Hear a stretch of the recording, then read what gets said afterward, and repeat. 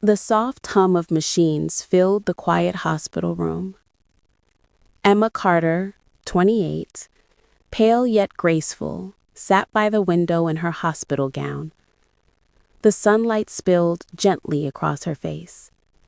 Her husband, Daniel Carter, 30, stood near the door, holding a report that his hands refused to let go of. For a long moment, neither spoke. They said, 2 months, Daniel finally whispered, his voice trembling. Emma nodded slowly, still staring out the window. Her eyes didn't blink. They glistened with the quiet acceptance of someone who had already cried all her tears. "I know," she said softly. "I asked the doctor not to tell you first. I needed a moment to breathe before it became real." Daniel moved closer, dropped to his knees beside her, and grabbed her hand tightly. "There has to be something else," he said desperately. "Another treatment, another hospital. We can't just accept this." Emma smiled faintly, her eyes gentle but steady. "Dan, you can't fight death like you fight a storm. You just learn how to say goodbye without breaking." Daniel's eyes filled with tears. "What about Lily? She's 2, Emma. She won't even remember your voice.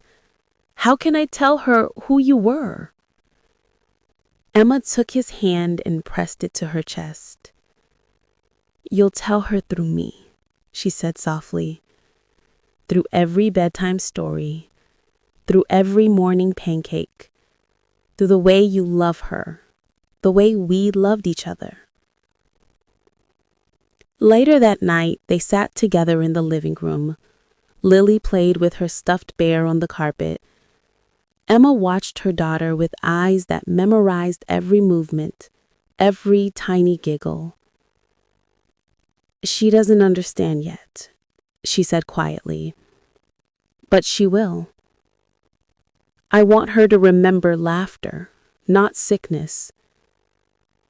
Daniel looked at her, his voice cracking. "I can't do this without you." Emma turned to him. Her tone was gentle but firm. "Yes, you can. You'll have to. You'll do it for her." She paused for a long moment, then added softly, "I've been writing letters, one for every birthday until she turns 18. Promise me you'll give them to her." Daniel closed his eyes, nodding as tears slid down his face. "I promise." The days went by quietly, measured in heartbeats and moments. At night, Emma and Daniel would lie together in bed with Lily asleep between them. The world outside kept moving, but inside that room, time felt fragile, precious. "When she starts school," Emma whispered one night, "tell her I used to braid her hair every morning, even when she squirmed and cried." Daniel smiled weakly. "She already does that." Emma smiled back. "And when she asks why I'm not there, tell her I had to go somewhere beautiful, somewhere peaceful." His voice broke as he asked, "And what about me?" Emma turned her face towards his, eyes full of love.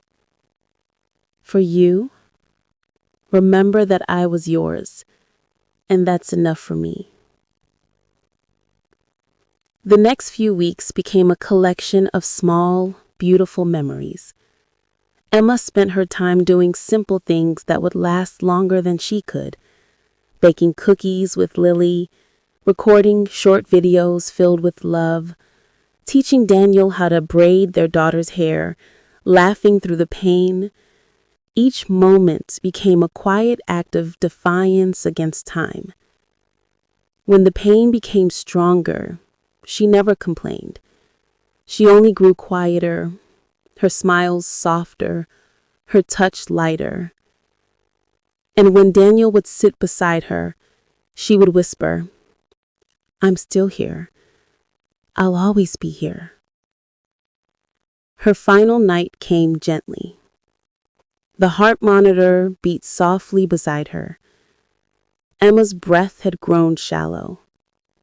Daniel sat by her side, holding her hand. The nurses moved quietly in the background, but to him, the world was already still. "I'm here. I'm not going anywhere." Emma opened her eyes, her voice faint but full of love. "When she says Mama, tell her I heard it, even now." She took a slow breath. "I want her to know that love doesn't die. It just changes shape." Her fingers loosened around his. The monitor slowed, then silence. Daniel lowered his head, pressing her hand to his lips. "I'll make sure she remembers you," he whispered. "Every day." 2 years later, the garden was full of daisies, Emma's favorite. Lily, now 4, ran barefoot through the grass, chasing butterflies. Daniel sat on a blanket, holding one of Emma's letters. He opened it carefully, reading the words she had written long ago.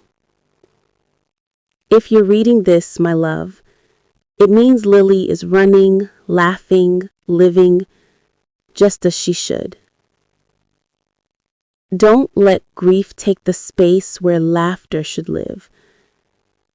And when she asks about me, tell her I'm in the wind that brushes her hair, in the sunlight that warms her cheeks, and in the heart that beats inside of both of you." Daniel closed his letter, watching Lily spin in circles, her laughter echoing across the yard. "She's so much like you," he whispered. "Daddy, look!"